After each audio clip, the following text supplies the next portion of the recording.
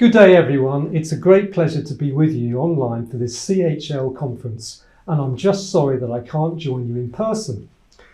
Now, my talk today will focus on how leadership has been understood by humanitarians over the past 20 years, how effective it's been, and what the priorities are for the future. So to begin with, it's worth reminding ourselves that every strategic and operational ambition, from coordinating aid delivery to transitioning locally led action, demands the realisation of better leadership. But what do we mean when we talk about leadership? Despite an increasing amount of research and discussion on the subject, it's not easy to find a consensus around a common definition.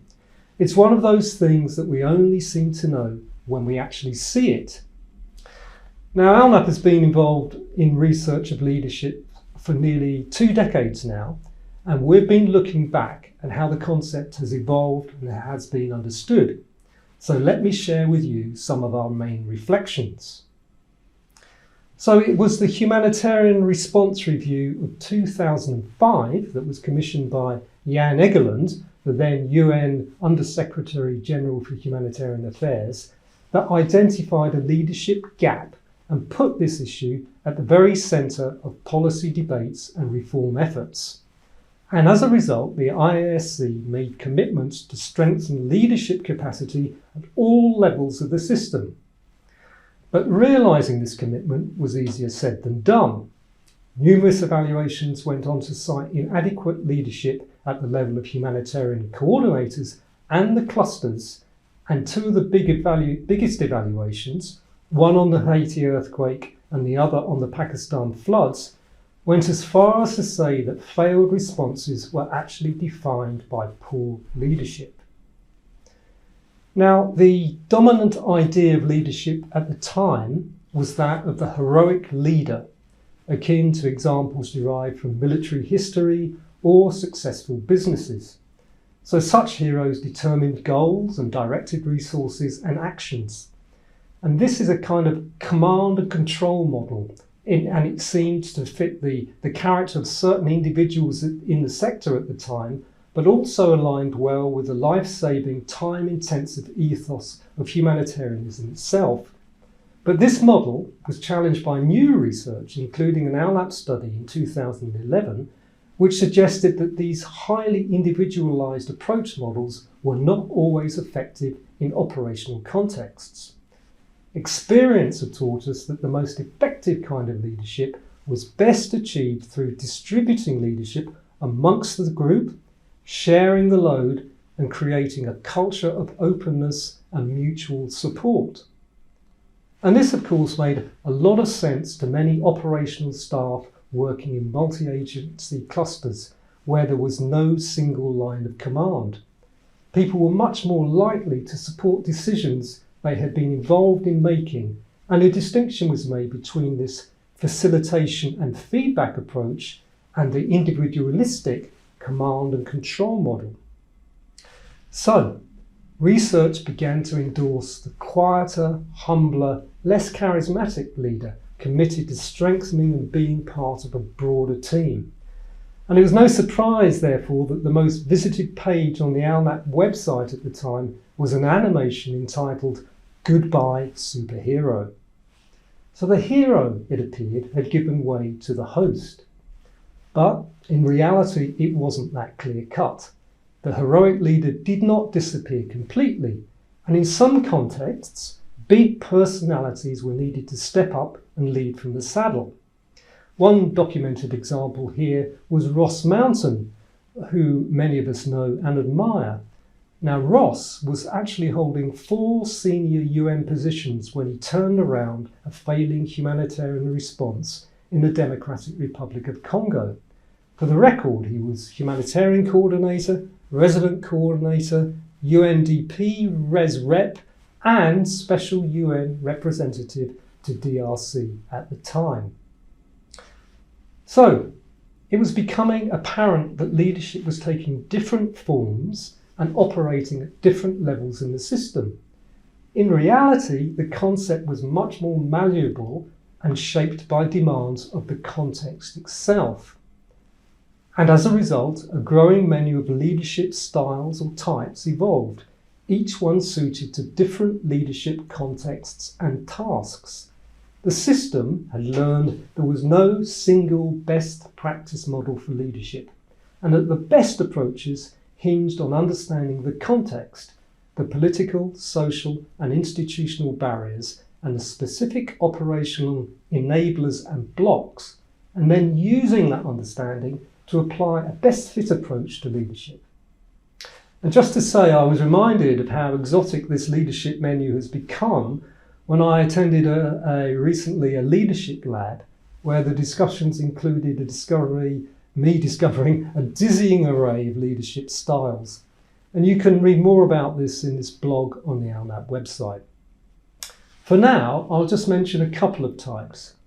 Collective leadership, for example, is about leading organisations involved in coordination, whilst adaptive leadership is about making responses flexible enough to adapt interventions to different socio-cultural contexts and stakeholder interests, including those of the affected community and evolving operations. And there are many other examples besides. So, the sector has gained a more sophisticated understanding of leadership, but our expectations of what leaders could deliver was, and still is, very high. Many people today still look to leadership to bring about better humanitarian performance, and every so often an exceptional individual or group will crop up to do so. But as much as their success is lauded, it also serves to highlight the pervading lack of success elsewhere. And this is bore out by the State of the Humanitarian System report, which tells us that changes and improvements have been slow, incremental, and largely, but not exclusively, confined to technical areas. And this lack of deeper change is easily attributed to lack of leadership. So it appears that the sector habitually locates performance failures in the domain of leadership.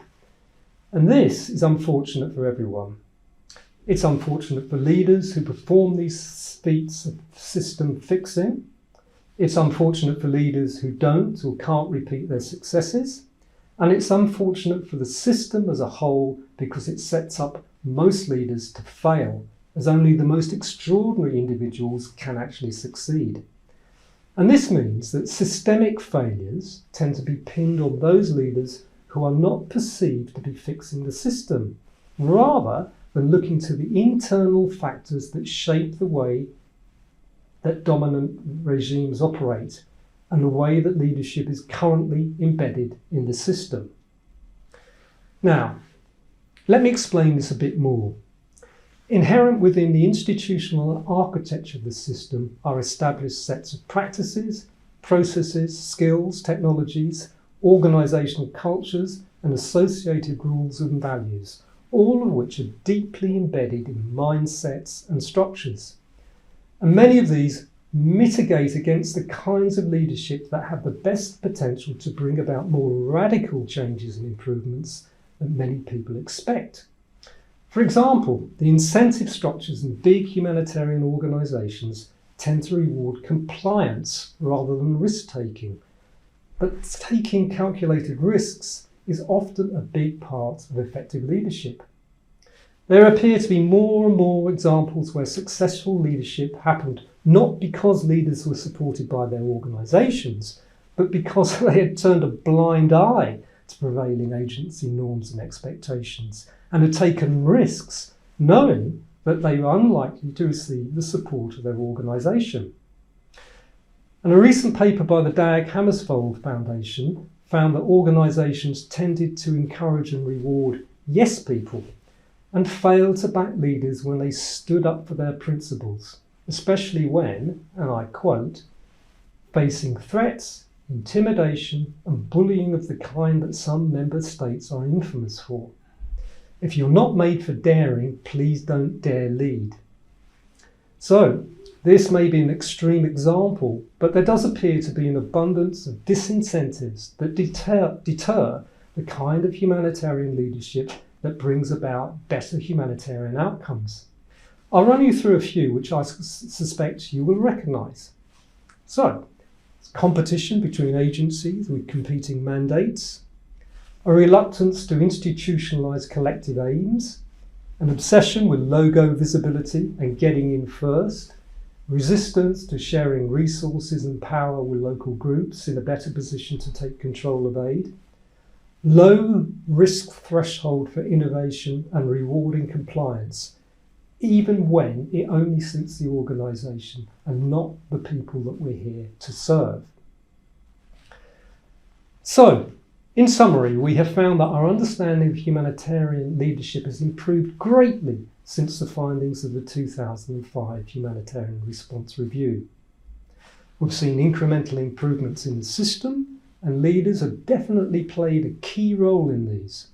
But arguably, this is more because of the passions and bravery of individual leaders and less because of the existence of an institutionalised response to leadership. Indeed, we've found considerable resistance in the system to such institutionalised approaches to leadership. Now, having said that, we've also seen the lack of progress to making deeper changes in the humanitarian modus operandi. And to some extent, these failures are laid at the door of leadership, while the broader systemic changes are not fully made. So, what are the future priorities? The most important thing is to create a stronger enabling environment for institutionalised leadership. This means supporting leaders rather than leaders having to go against the grain of the system. And it also means tracking successes and failures in an open and transparent manner. Only by so doing can we hope to see a genuine move from relying on individual leaders towards a culture and mentality of responsible, institutionalised leadership. Thanks so much for listening.